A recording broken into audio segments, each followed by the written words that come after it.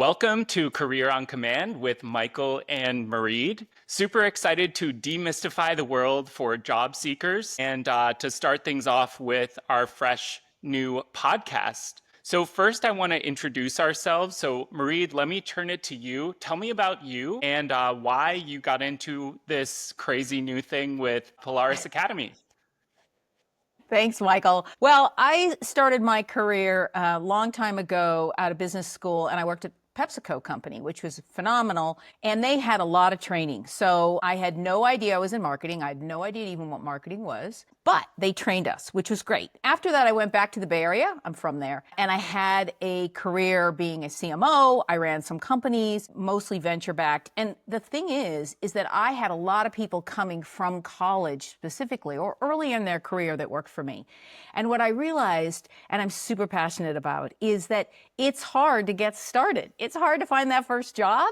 And then it's hard to be successful in that first job because unless you have a great mentor, some people do, or you have great company training, which isn't too often now, you kind of have nowhere to turn to. So when Michael and I have been talking about how could we help recent college grads and other folks get a job and then be successful in their job, I just felt like it would be a great way to give back a bit. And some of the things that I learned absolutely the hard way. Absolutely. No, and a lot of that resonates with me. And I call myself the king of the career pivot at this point, because I think it's now been like 4 big pivots. And I feel like the theme these days is change, right? You've got to love change, be willing to adapt. I started my career in politics driving around a US senator as his basically chauffeur and gopher for coffee, and I lost my phone stuck in the mattress, go back and find it. And I learned quickly that I needed to kind of pivot into the business world. And I was really fascinated by entrepreneurship and so many companies that were launching and really changing things at the time. This was sort of the Facebook move fast and break things. So I wanted to get into the corporate world and wanted to get into technology. And so I went back and got an MBA and did my first pivot, which was focused on kind of product management and innovation. And so I went into the consulting world, became one of those dreaded management consultants, but traveled all over the world for Deloitte and McKinsey, really understanding big companies, how they operate, and trying to help them change, right? And then third pivot moved into kind of the in-house role at JP Morgan, where I led AI and innovation, rolling out a whole suite of AI tools during this amazing Gen AI transformation that's been happening. And so now innovation is basically AI. Those two are kind of one and the same, and they're enabling so many things. And now pivoting more into entrepreneurship. But I'm just so passionate about kind of career freedom, right? I think people should be free to try things. People should be free to make changes. And hopefully we're making that a little bit easier with Polaris Academy. That's kind of our vision, right? Is like, how do we make it easy for people to live, their career dreams and kind of go after things that they're excited about and passionate about? Well, I want to talk about pivot. So this is something I wish I would have learned in my career. I started out in marketing. I was at PepsiCo, and after a couple of years, I figured out I loved marketing, but frankly, I wasn't top tier marketer. I just didn't have the right skill set, and I pivoted into sales. Turned out I was great in sales. You got the sales gene, that's for sure. I loved it. But I kind of got bored with it over time. And so when I had an opportunity to run a company a couple years later, that's when I figured out running things, being an operator, having multi-functions, that's when what I'm good at fit with what I like. But it takes a bunch of pivots to get there. And having the freedom to do that, to let yourself do that and explore, that's how you sort of find, I think, what's really interesting. And then what you're good at. And frankly, I think that's how you make money too. I absolutely love it. And I guess talking about pivots, let's start with like what is happening, what the heck is going on with this job market? Because on the one hand, we hear that companies are doing well. The stock market is pretty resilient. Inflation is coming down. Unemployment is low, right? So we hear these things, but yet I don't think anybody feels great about this market and this economy. And we talk to so many job seekers, especially young people, who are really struggling. So I'm curious, like Maigread, like What are you seeing out there? Well, I mean, it's tough. I mean, I'm working with folks that have just graduated from college or early in their job career search or trying to pivot. And what we're seeing, unfortunately, validates the data. The data is it takes 200 to 300 applications to get a job, and it's about a 3 to 5% interview rate. So I always tell my clients, don't feel bad. It's hard. It's not like back in the day where you applied to a couple jobs, you heard back from the recruiter, and you got a job, within a month or two. That doesn't happen anymore. As an operator and running companies, I think there's a lot of uncertainty right now with tariffs and with some other things that are changing that I think operators and CEOs I'm talking to are conservative. They're holding out. It's not that they're not going to hire, and they will hire, but they're not hiring a lot. Lots of folks I know too have gotten jobs and their start date have been pushed. I think those folks are going to end up working,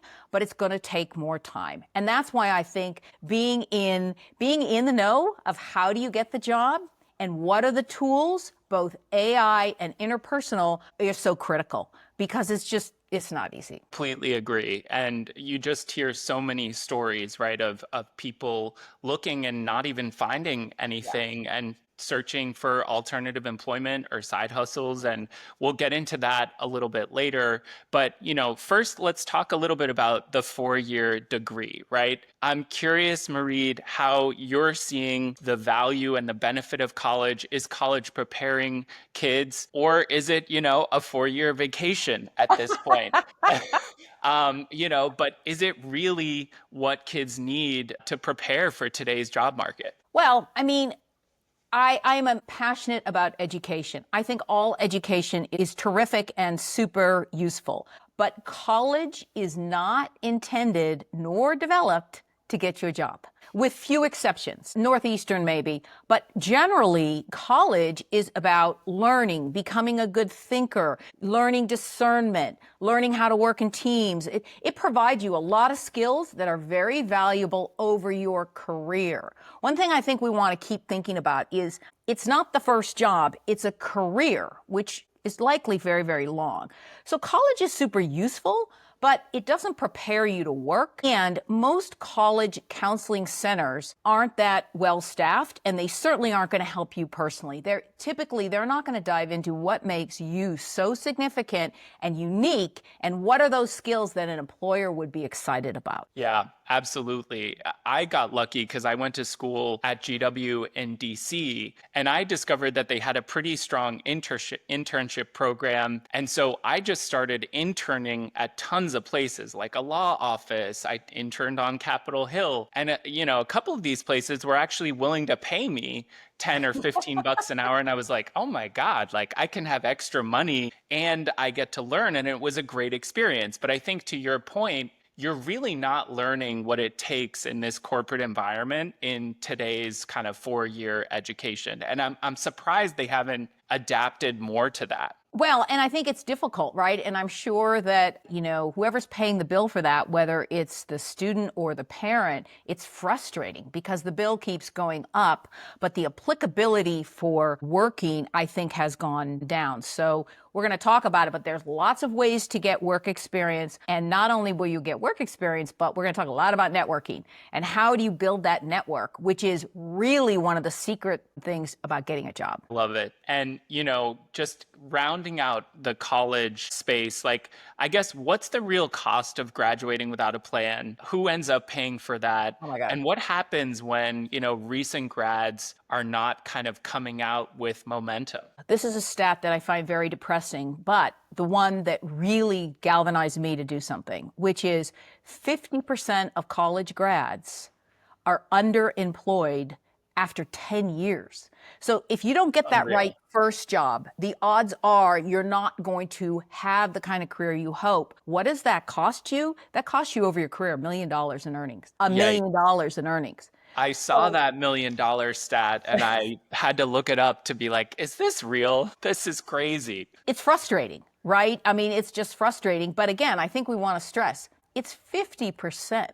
So you're not unique if you're struggling with this. This is not unusual. This is kind of almost, half of the people that graduate from college are underemployed. So really there's an opportunity to think through what's the career plan and how do you make those first couple years really count? Absolutely. And for me, it's all about standing out, right? And so I think we're going to get into this, and it's probably a good pivot into kind of what actually gets you hired in 2025. How do you break through? How do you stand out? And I mentor a lot of junior recent grads all the time, right? And that's what I kind of share, right? Is like you need to do your job well, right? You need to be competent and build core skills. But in the corporate world today, everyone just expects you're going to do your job well. They're Right. not really going to look, they're not going to really notice a good job well done. But you need to look for ways to stand out. And I think the same thing for job seekers, right? Like my first kind of break in the corporate world when I moved out of politics was a tech job. It was like a Series C startup. And I was applying all over the place and hearing nothing. And I just really started targeting and zoning into companies I was interested in and tried to find ways to stand out and get on their radar. And that's how I got my first job. But I would love to hear from you, Marie, like what's most important in 2025? Is it a top GPA or is it one powerful connection? I'm I not know what you're against going to say on this one. Okay, I'm not against getting good grades. So let me just say, I think that that's fantastic. But frankly, one powerful connection. That is what is getting you jobs. When I talk to recruiters, which I do a lot, they're telling me that applications this year are up 30%. 30%. They're inundated with applications. And And there's a what lot of AI slop, is what they're calling it now. Correct, correct. And what they're telling me is if they get your application in and you have not reached out to them or networked with somebody in that company or somebody they know, your application goes into the no pile. They don't even look at it. So unfortunately, if you have on there that you got a 4.0 or you're a college athlete or you had some amazing internship, they're not even reading it. I And believe that. that's frustrating, but that's just the reality. So, got to think through what is the right strategy and how do you spend your time. I believe that. And I think, unfortunately, not all of us are comfortable kind of putting ourselves out there, right? Like that's a skill that you have to learn. And it can feel really uncomfortable to cold call someone or do something completely out of the box. I saw something recently, a guy put his resume on a bunch of like Domino's pizzas and sent them around in Silicon Valley until somebody would give him a call back, right? But that doesn't always feel super comfortable. And it's, I'm sure, a skill that you can kind of learn. But I'm curious too, like what are top candidates doing behind the scenes that you see that helps them break through? Maybe Well, things they haven't we haven't heard about so much. I mean, you started it off with something that's so key and so hard. One of the things I always ask my client, one of the first things is I say, why should I hire you? Why should I hire you? What benefit do you provide to the hiring manager? And what I typically get is this is my brand and all about me, and I have these great skills, which is great. But at the end of the day, business is very different than college. You're being hired by somebody to solve one of their problems. Your job is to solve problems for the hiring manager and the larger company. And you need to think about your elevator pitch, which you should be able to do in 15 seconds to every single person you meet, which by the way takes practice, is not easy, about how are you solving a problem for that company. If you can do that effectively, you absolutely will get a job. That is the secret. And I had a similar experience to you when I was at business school. I had no marketing experience and I applied for a internship at Pepsi-Cola. I was in San Francisco. I was at UCLA. Pepsi is in New York at the time, big consumer product company. And I did a whole brand pitch on why me for why this person that was interviewing me. I was shocked that I got the job, by the way. I'm not surprised at all. But yeah, no, we've been talking more about the elevator pitch, and I really love this, especially for the 2025.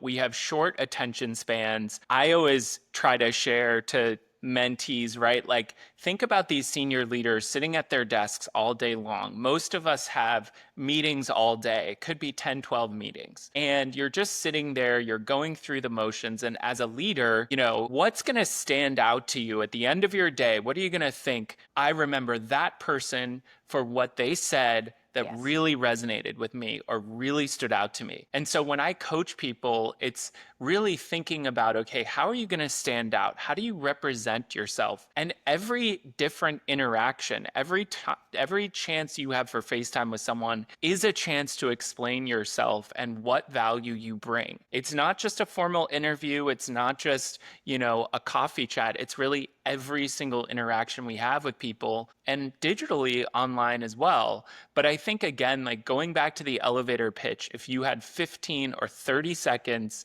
to explain yourself, how would you do that? And everything really flows from there, right? Like all of your experience, everything is organized behind that elevator pitch. So I feel like you really have to nail it.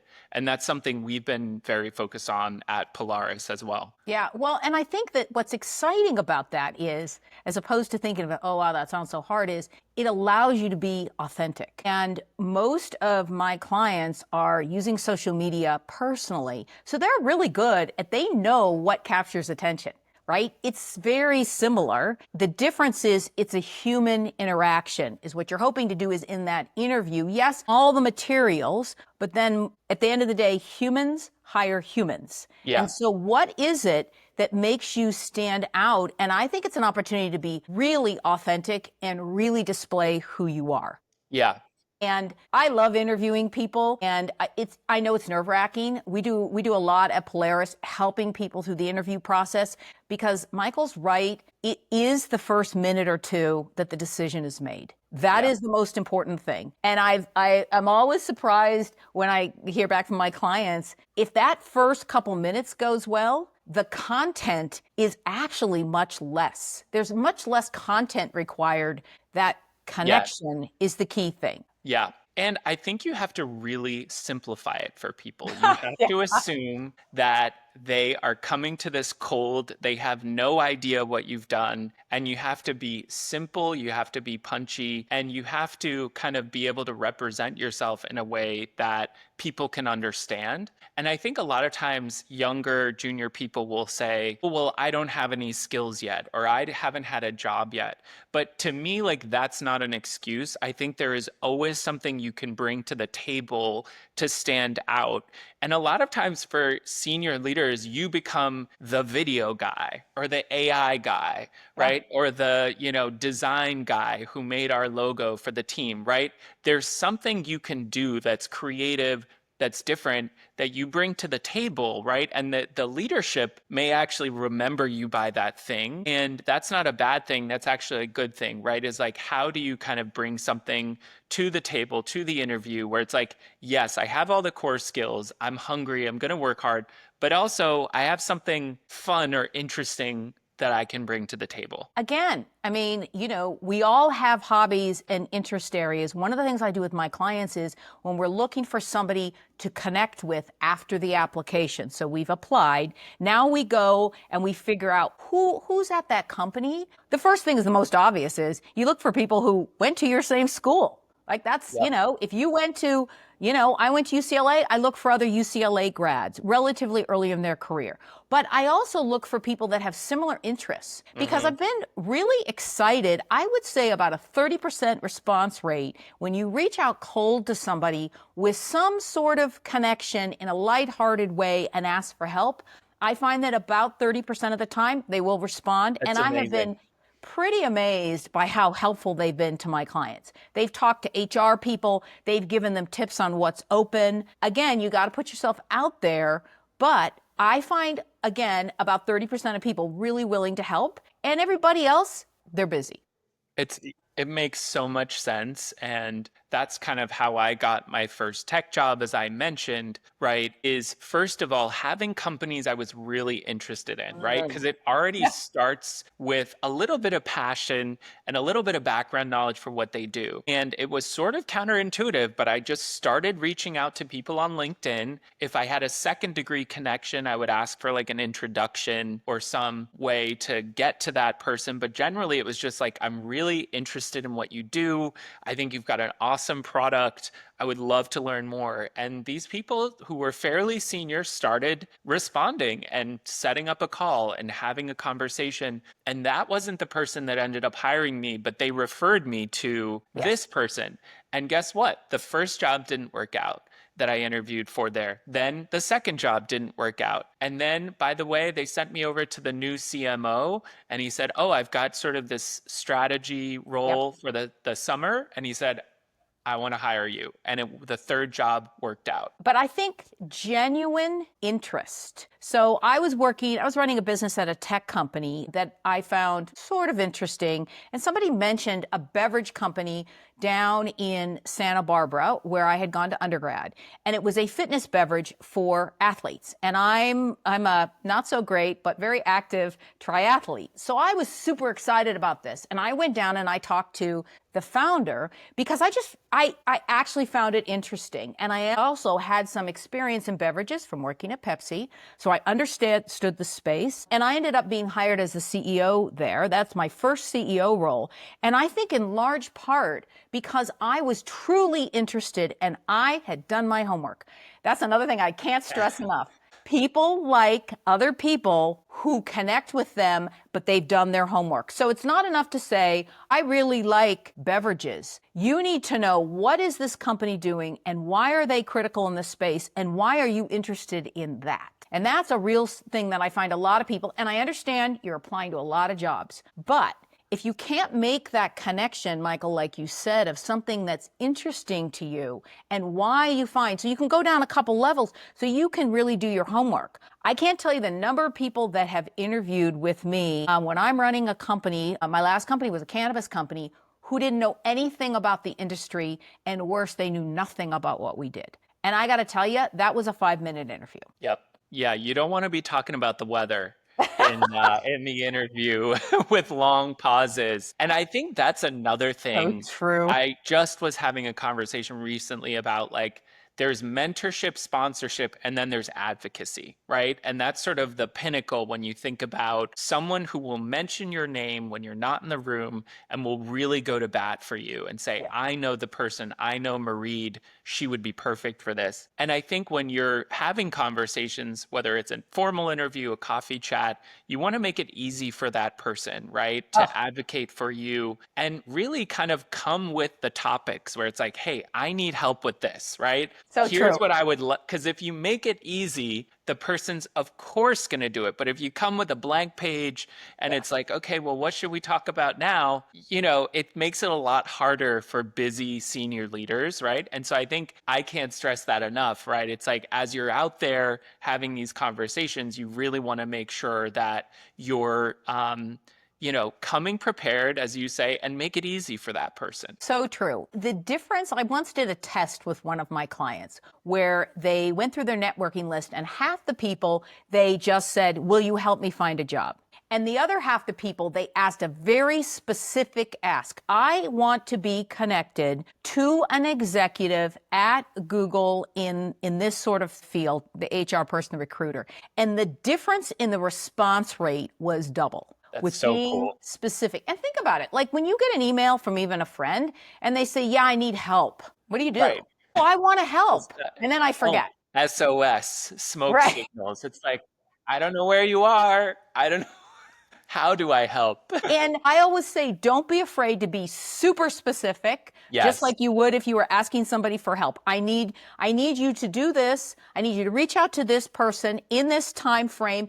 And this is exactly what I'm looking for. And that takes work. That means Yes. you're going to have to do the homework to figure out what that person can do. But the payoff, to your point, of true advocacy It's a good way to think about it, Michael, is I love significant. it. I can't take credit. I stole that. But yeah, I think it's also like don't be afraid to be clear and be specific, right? It's like come to that meeting. I think a lot of people are like, "Oh, well, I want to sit back and I want to be sort of, courteous of let that person talk and not necessarily ask for something specific because it might seem presumptuous." But I think the reality is like the more specific you can be, it's much easier for that person to help you and to advocate for you. And I think like that is really important in this day and age. Well, and I think that, one of the things that Michael and I have developed in our Polaris tools, and a question I get a lot is,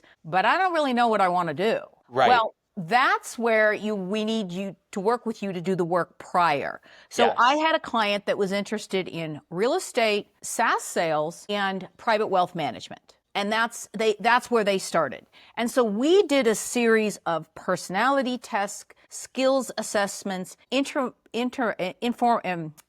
interviews, to assess what did he really want? Because those are very, very different industries. And to be able to be effective in the job search, you have to have a pretty good sense of what you're doing. We worked through a lot of that. We figured out what he really wanted was real estate, and we worked that, and that's where he got his job. And he was very effective.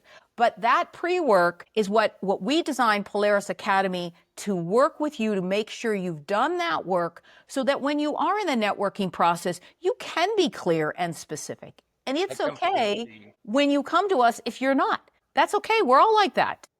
Completely agree. And I think it's scary, right, to sort of put a stake in the ground and say, I want to go for this because it feels like you're closing doors elsewhere. And I think, again, like what we offer at Polaris, right, is the ability to, make a decision, but also know that nothing's forever, right? Things will change. We talk about the pivot, we talk about trying new things and career freedom. And I think that's super important too. But I think like as you go through this system that we've developed, right, being specific about what companies you're targeting, where you want to head, it helps you because those companies are going to feel that sort of specificity and they're going to feel that you are intentionally interested in what they're doing and not just throwing out a million applications into LinkedIn or whatever. But so want to pivot more into kind of what we're offering. But before we do that, I just want to ask Maigread, like, is the resume dead and what replaces it? And I want to confess that I started this company and we're pivoting right in the resume space because I was like, oh my goodness, you've got all these AI tools. They can really help you tailor every resume to each job. Isn't that cool? And then you kind of realize that's really just solving like a symptom, not a problem. Right. And that's really not helping people actually change their career or reach their goals. And now you've got like a million resume tools that are just generating, frankly, crap. So, how important is the resume and where do we go from here? Okay. You have to have a resume, obviously, right? But let's talk about how I hire people in companies. So the recruiter that I'm working with is going to post wherever she might post, normally on the company website, which is where we get the best candidates. So that's kind of how we feel. She gets a bunch of resumes and then she cursory looks through them. As I mentioned, unless there's a network connection, she probably throws it in the trash. So I'm the hiring manager. I'm going to get a curated list of here are people who meet the criteria and have this network connection. At that point, okay, I'm going to confess. I so read that resume high level. Like I'm more likely to look at LinkedIn because LinkedIn, if it's done properly, is a tight synopsis. And I can quickly assess, okay, this person has these skill sets. They've graduated or whatever they have done. And so I use LinkedIn. You have to have a resume, but frankly, again, who's hiring you? Not an AI bot. Right. A person. Humans. A person. And the number of resumes I see that are not readable because they have so much stuff on them, I will not read them. Yep. I will not read them. Think about all the emails you get. Do you read them? No. 100%. And so many of these resumes, they're just listing jobs that you had, but I have no sense of what Yeah. you did or what you accomplished, right? Or what you owned, right? So I think, again, it's like, what story are you telling on that page? And more importantly, can you articulate it in your elevator pitch? I mean, again, those first couple minutes are everything in an interview. Yeah. That's the goal, is to get in front of a human and talk person to person and connect. Yep. And then, yes, you're going to say, here are my skill sets. And the resume, as Michael just said, should integrate and make those points for you. But if there's too much text on the page, I can't even Right. find it and I won't look, which is horrible to confess, but true.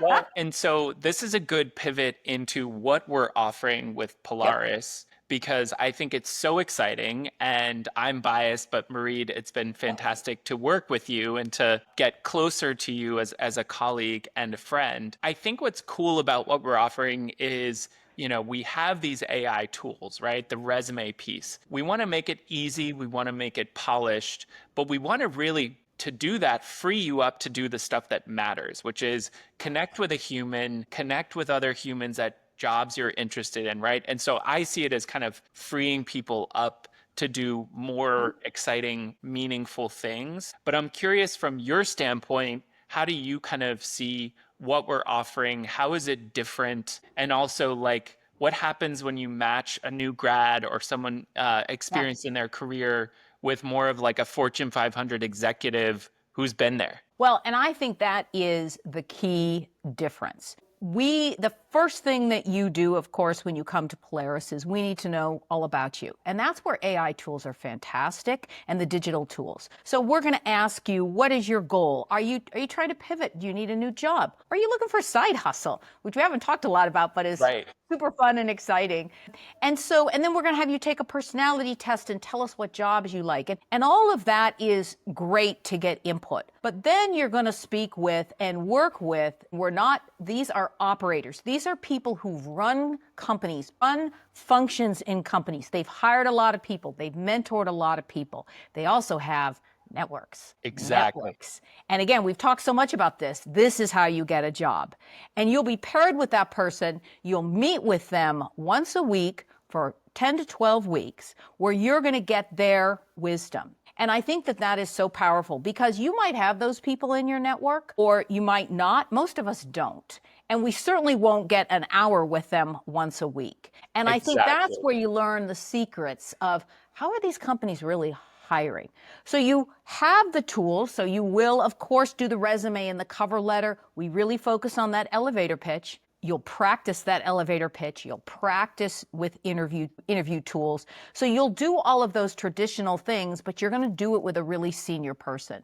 And the other first thing I want to stress is we have a very organized program that is based on our experience of coaching lots and lots of folks through this process. There is a process to follow, and that makes sure that you do get all the learning that you need. You have the tools so that when you go to apply for a job, you have all the tools you need, but you also have all the, what I call the secret sauce of how you're really going to get that job. Absolutely. Yeah. And it's all working together, right? So you have these AI tools, you have this proven system that makes it really simple. There's kind of 10 key steps along the process. And then you have this senior advisor. And that's for me what's really, really exciting. What I wish I had coming out of college, because I had absolutely no clue what companies were out there.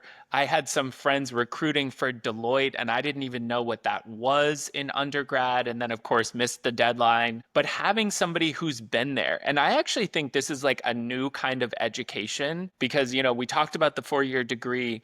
But for me, I think it's about modeling someone that you think you could do their job. Like the old advice was always like, find your life's passion, the one thing you want to go after.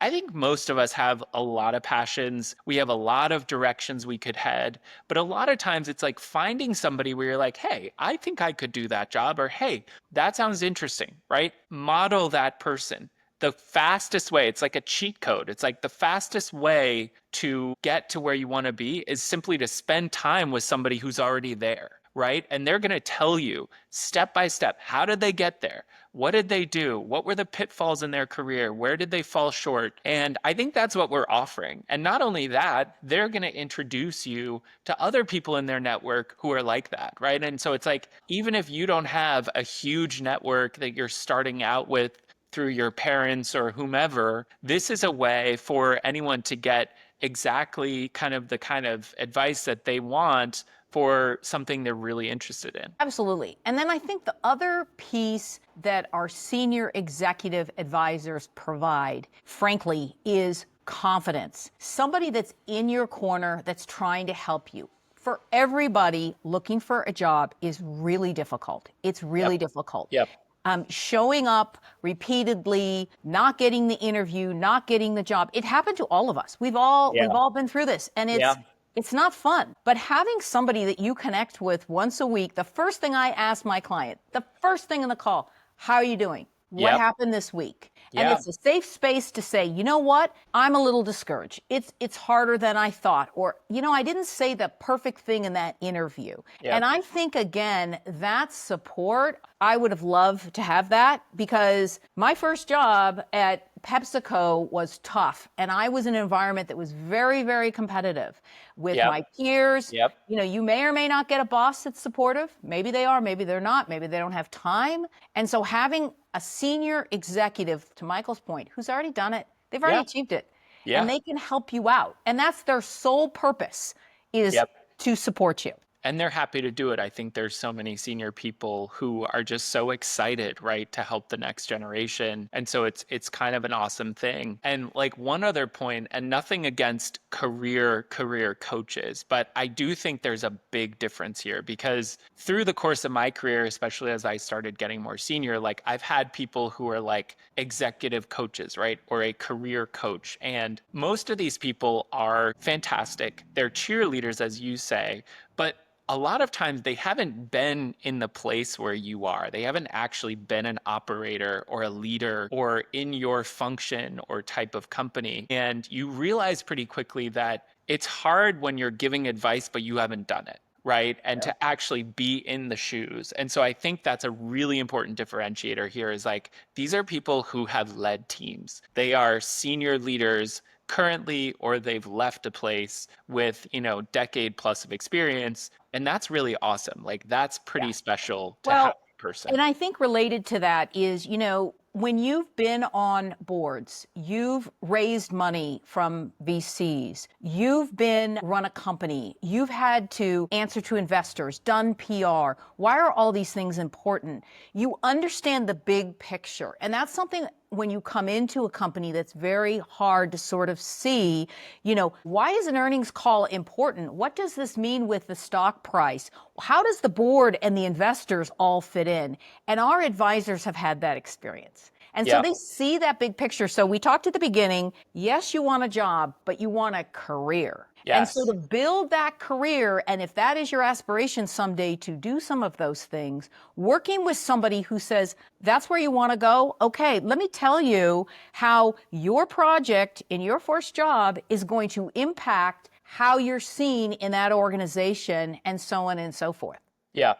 One of the first companies I ran, I was running a division of a larger company, and my little business contributed to the fact that the total company was profitable. Understanding even what that means and why that matters is something that your advisor is going to help with. That's an executive operator, not a coach. It's awesome. Yeah, it's so true. And, I think it's like, if you want to become an entrepreneur, find the most successful entrepreneur you can find and just go shadow them. Find ways to be useful to that person. And that is like $1 million education, right? And so I think on some level, like, that's the quickest way to get to where you want to be. So I'm curious for you, Maigread, like, imagine every new college grad or career seeker had like a CEO working for them, or a venture capitalist or an entrepreneur who was in their corner. How different would their search be? How different would their future be? I mean,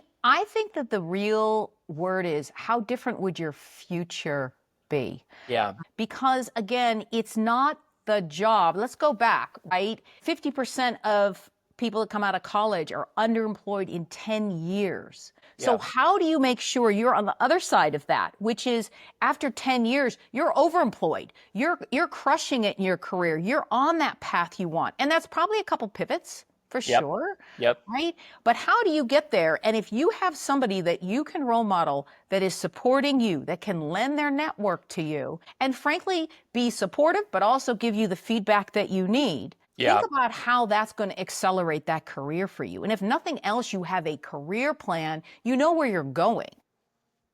It's so true. And I think like I see so many young people where, there's so much potential there. There's that Right. kind of raw energy, there's optimism. They're not cynical like me just yet. And it's really like they just need a little bit of kind of coaching, reframing the core skills where it's like there's so much here, right? But you just need, it's like a potential energy we just need to unleash, right? And I think having that kind of senior person could be key, right? It could be critical. And like, even for me, through the course of these pivots that I talk about in my career, it was a mentor that I just happened to meet or happened to have that said one thing to me that changed everything. Like I was in this kind of political job and a mentor told me, this is not a career. This is not going to go where you want it to go. You need to go back to school and set yourself on the path of a growth career. And so I ended up going back and getting an MBA. And it was a huge pivot that was really, really beneficial. Right. And so I think, again, like having that guidance from the beginning is really, really key.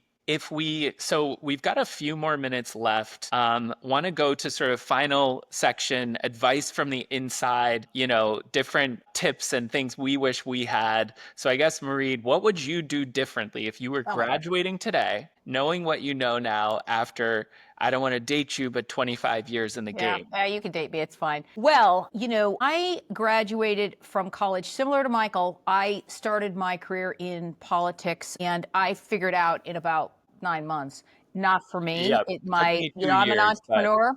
It didn't work for me. And then I figured out I'd go to business school, which I think a lot of folks do. They're like, well, I'll go to business school. I'll go back to school. I yep. get asked this a lot.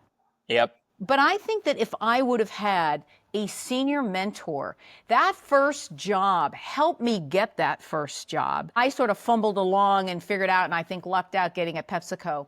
But then when I got to PepsiCo, a very competitive environment at the time, had I had a mentor that really understood how to maximize that system, Yep. have my elevator pitch, taught me how to present, taught me how to move forward, so on and so forth, I think my career would have been a lot different in the sense that I think I would have been a lot happier because Yeah. I would have felt like I was really moving along and I had a plan. I feel like I didn't have a plan. I kind of fell into a bunch of things, which was really great. And I feel very, very lucky.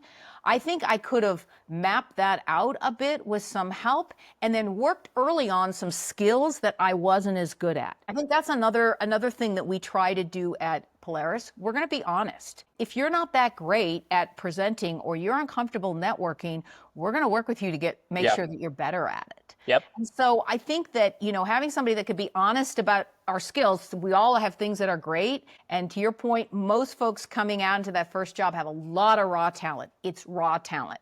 And it just needs to be refined a bit. It's so true. And I think there's so many things that people think, oh, I'm not good at that, or that's an inherent talent. And that is completely not true. I just saw Jerry Seinfeld talking, and he's like, you want to be a comedian? Guess what? You got to write jokes. And he writes jokes every single day. And he's like, your first 1,000 jokes are probably going to be terrible. And guess what? Enough time invested, like they'll start to get better. And so I think that's the case for anything. It could be public speaking, it could be running a great meeting, it could be storytelling. But I think, again, like, getting into kind of having the guidance. And I feel the same way, right? Like, I think if I was starting again today, I would hope I would have a service like Polaris, but actually having somebody, even if they're in a specific career, kind of give me the lay of the land of like what's out there. Like, my dad was a corporate guy, he was an executive, but he spent his whole career in a very specific place. And so it would have been nice, right, to have somebody who they've been across the board of, corporate, startups, venture Yeah. capital, Yeah. and really just kind of say, okay, here are the things that are out there. Let's start to think about what you're good at. And unfortunately, as we've said, Marie, like college is not really the place for that, right? Like you're learning like astronomy, Psych 101. That's awesome, fascinating, but it's not helping me sort of say, okay, like what's going to be my first step when I leave this place? Okay, another quick question as we start to wrap. If you had 30 days to land a job at Google, McKinsey, or Goldman, I don't know about those three choices, what would you do first and how would you do it? I would fully research all those companies and the role that I was looking for and design my elevator pitch to solve a problem that they have that I Yeah. think I could be helpful. Because armed with an elevator pitch and really understanding the company, then I think back to my beverage company example, understanding this was a beverage company, I had beverage skills, I had a vision for where this thing was going to go. That's how I got that CEO job. Yep. Yeah. Company, me. What do I bring? Exactly. You have to serve it on a silver platter. And I think that's the part that's hard when you're just starting out or you're trying to Yes. make a pivot, right? Is like, how do you translate that? But I completely agree. Like, number one is setting the intention. Number two is doing your homework, like understanding deeply how this company works. What is their business? How does it operate? How are they thinking to grow in the next 3 to 5 years, right? And then getting into the specific role, right, is like if you have the skills, great. If there's certain things that you're stretching into, right, how are you going to demonstrate to fill that gap? Because the first thing those recruiters do is they're checking a box. Yes, Okay, for 2 to 5 years experience. Okay, marketing manager, SEO, right? They're checking boxes, and so it's a matter of serving yourself on a platter, right? So you help that person do their job, make it easy for them, and then you have the network. You've got to talk to people at that company, show that you're hungry, and it'll happen.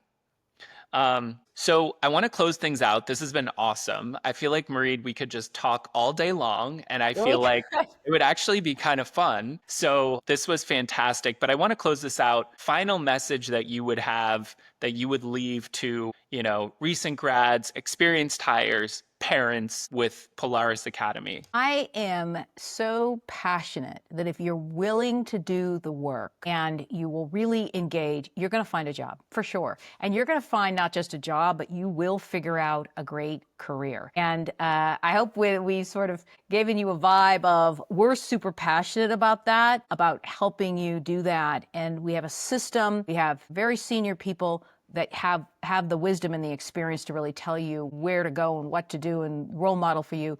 We have the AI tools, we have the digital tools, and then finally we have a process, and the process works. We've been doing this for a long, long, long time. No jokes about how old I am.